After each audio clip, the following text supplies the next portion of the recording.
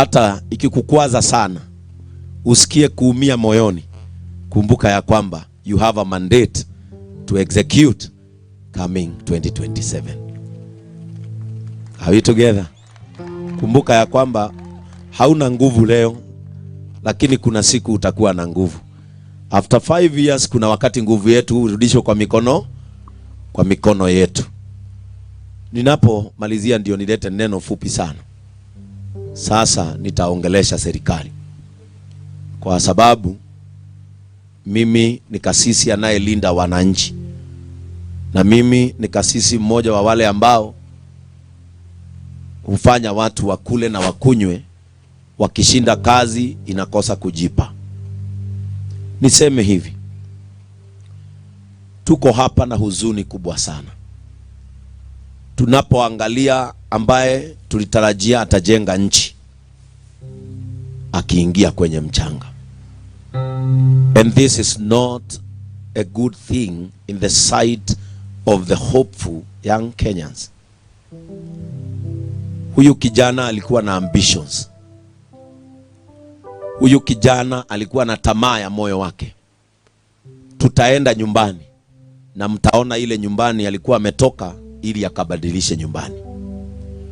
Na siku ya leo hii ni destiny imelalishwa hapa, because someone just became careless, or someone gave careless orders.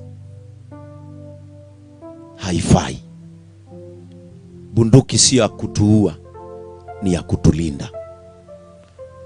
Imenunuliwa na ushuru wetu, inilinde sio iniue. Boniface tuliona video, hakuwa hata na toothpick ya kudunga mtu. He was unarmed, hakuwa na silaha yoyote.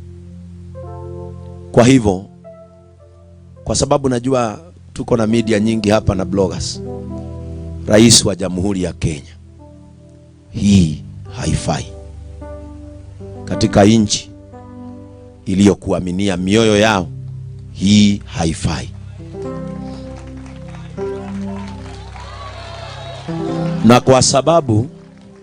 Na kwa sababu